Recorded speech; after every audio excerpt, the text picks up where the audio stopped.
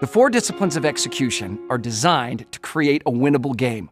They give you the power to execute your most important goals in the face of competing priorities and distractions.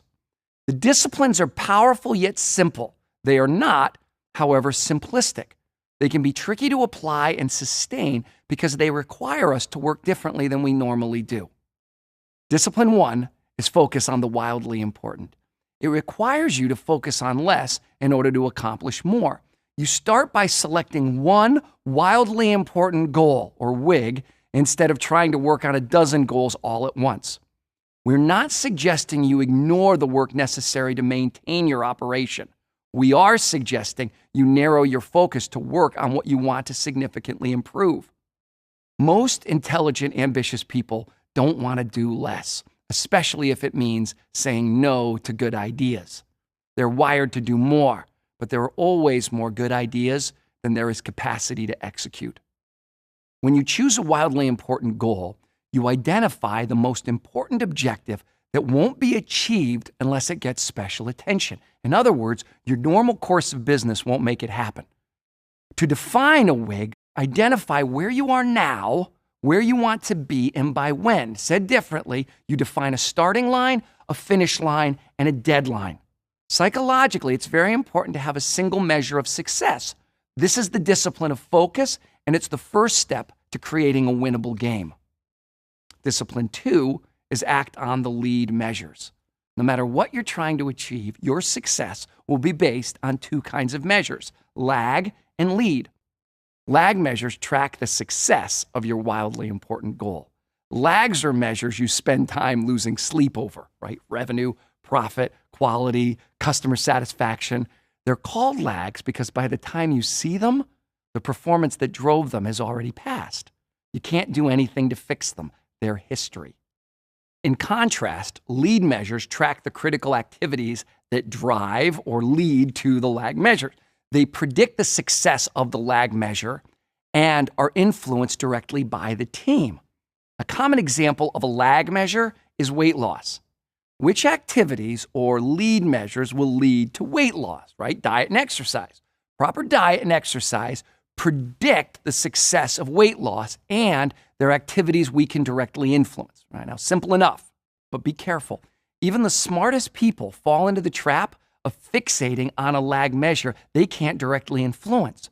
This is because lags are easier to measure and they represent the result we ultimately want. Think of a lead measure as a lever that moves your wildly important goal. Discipline 3 is keeping a compelling scoreboard. People play differently when they are keeping score. If you doubt this, watch a group of teenagers playing basketball. See how the game changes the minute scorekeeping begins. It's not a subtle change. The lag and lead measures won't have much meaning to the team unless they can see the progress in real time. Bowling through a curtain is not that much fun. Discipline 3 is the discipline of engagement. People perform best when they are emotionally engaged, and the highest level of engagement comes when people know the score, whether they are winning or losing the game. It's that simple. The best scoreboard is designed for and often by the players. A player's scoreboard is quite different from the complex scoreboard coaches love to make. If players know the score, if they can influence the lead measure, and if the lead measure moves the lag measures, you know you have a winnable game. Disciplines 1, 2, and 3 are nothing more than a formula for creating a winnable game. Discipline 4 is how we play that game. Discipline 4 is create a cadence of accountability. The cadence of accountability is a rhythm of regular and frequent team meetings that focus on the wildly important goal. These meetings happen weekly, sometimes daily. Ideally, they last no more than 20 minutes. In that brief time, team members hold each other accountable for commitments made to move the score. The secret to Discipline 4, in addition to the weekly cadence, are the commitments that team members create in the meeting. One by one, team members answer a simple question. What are the 1 or 2 most important things I can do this week that will have the biggest impact on the scoreboard? In the meeting, each team member reports first if they met last week's commitments, second, If the commitments move the lead and lag measure on the scoreboard. And finally, which commitments they will make for the upcoming week. People are more likely to commit to their own ideas than to orders from above.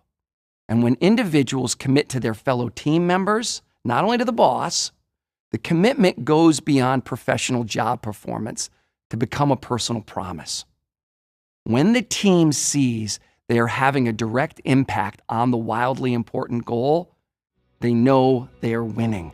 And nothing drives morale and engagement more than winning.